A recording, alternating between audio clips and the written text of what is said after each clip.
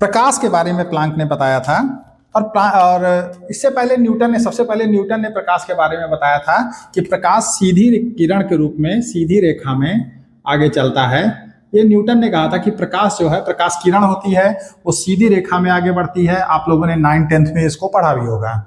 लेकिन प्लांक जो थे, उन्होंने क्या बताया कि प्रकाश जो है वो ऊर्जा के छोटे छोटे बंडलों से मिलकर बना होता है, ऊर्जा के पैकेट्स से मिलकर बना होता है। इन पैकेट्स को हम लोग क्या कहते हैं? क्वांटा कहते हैं, यानी फोटॉन बाद में इनको कहा गया।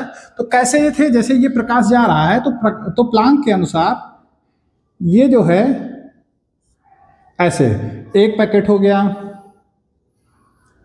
दो पैकेट हो गया, तीन पैकेट हो गया, चार पैकेट हो गया। तो इस तरह से ये ऐसे प्रकाश सीधे नहीं चलता है, प्रकाश ऐसे छोटे छोटे पैकेट्स के रूप में आगे चलता है। और इन पैकेट्स को क्या कहा प्लांक ने? क्वांटा कहा, या बाद में इसको फोटॉन कहा गया। इसको क्वांटा कहा, या इसी को बाद में क्या कहा गया? फोटॉन कहा गया। अब ये फोटॉन है, तो अब हम जानते हैं प्रकाश एक ऊर्जा है।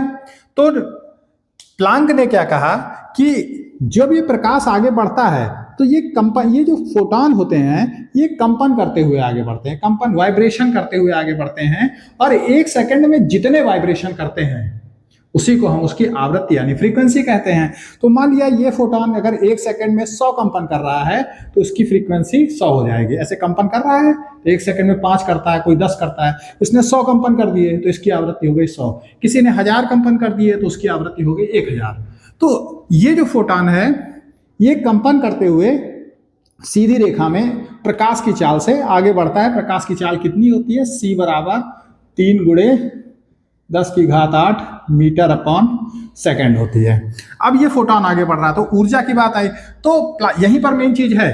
प्लांक ने क्या कहा? जो फोटॉन की ऊर्जा होती है, ई जो होती है, वो समानुपाती होती है आवृत्ति के, इस फोटॉन की आवृत्ति के। अगर आवृत्ति 100 है तो ऊर्जा उसके समानुपाती होगी, अगर आवृत्ति 500 है तो ऊर्जा 500 के समानुपाती होगी, यानी ज्यादा ऊर्जा हो जाएगी।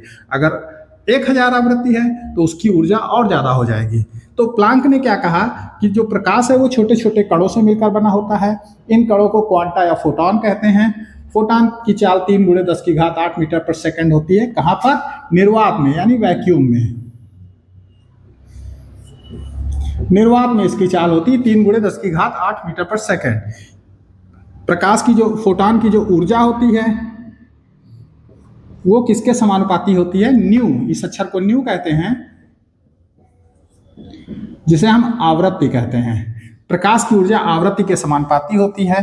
फोटॉन, प्लांक ने फिर बताया कि जब इसको हम समानुपाती के निशान को हटाकर बराबर का निशान लगाएंगे तो एक कांस्टेंट आ जाएगा, नियतांक आ जाएगा, न्यू, एच। न्यू एच को क्या कहा इन्होंने? एच को क्या कहा इन्होंने? प्लांक नियतांक। एच को क्या कहा इन्होंने? प्लांक नियतांक कहा। और एच की वैल्यू क्या होती है? 6.63 × 10⁻⁻34 जूल इंटू सेकेंड।